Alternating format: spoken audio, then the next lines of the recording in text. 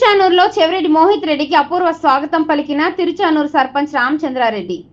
మోహిత్ రెడ్డిని గెలిపించాలని స్థానికులకు రామచంద్రారెడ్డి వేడుకోలు.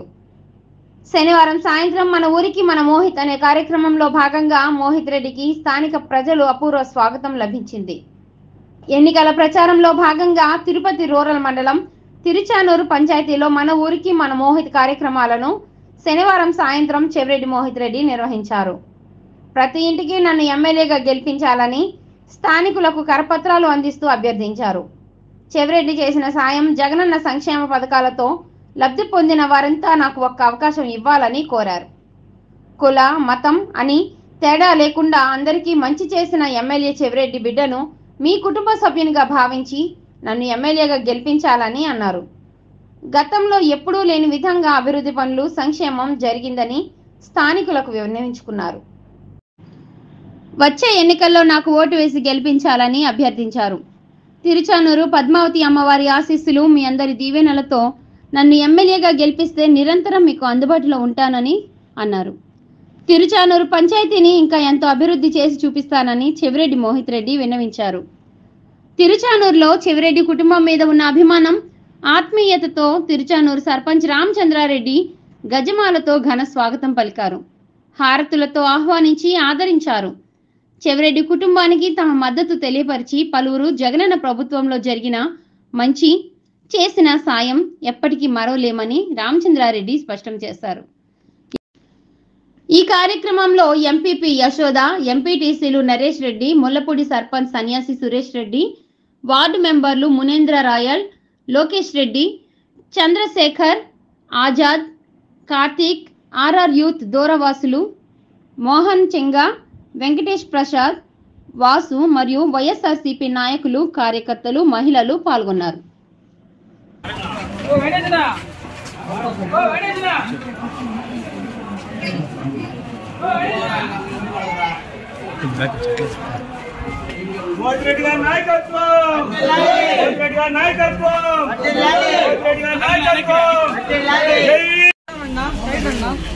మీరు అడ్డా రావాలి, మళ్ళీ పక్క పోమంది అడ్డా వెళ్ళిపోమని.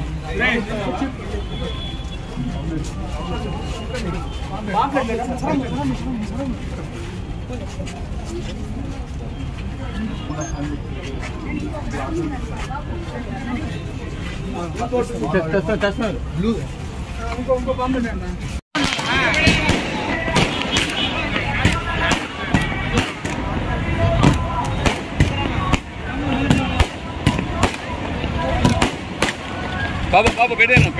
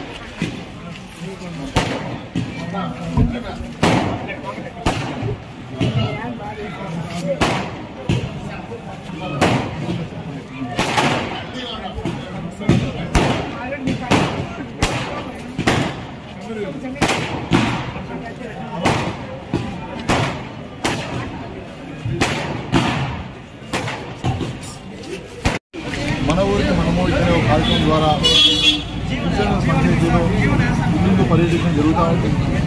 ఏ ఇంటికి పోయినా కూడా మీరు ఎందుకు మేము గెలిపిస్తాం కదా అని చెప్పి వాళ్ళు మాకు భరోసా ఇస్తున్నారు.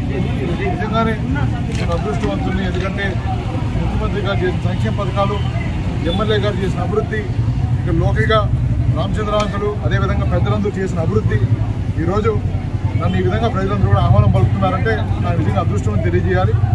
తప్పకుండా విజయనగరం పంచాయతీ అమ్మవారు నిలయం. ఈ పంచాయతీని మొదటి నుంచి బాగా డెవలప్ చేయాలని చెప్పి అనుకున్న విధంగానే సుమారు 10 కోట్ల రూపాయల పైన నిధులు పంచాయతీలో కేటాయించి అభివృద్ధి చేయడం జరిగింది.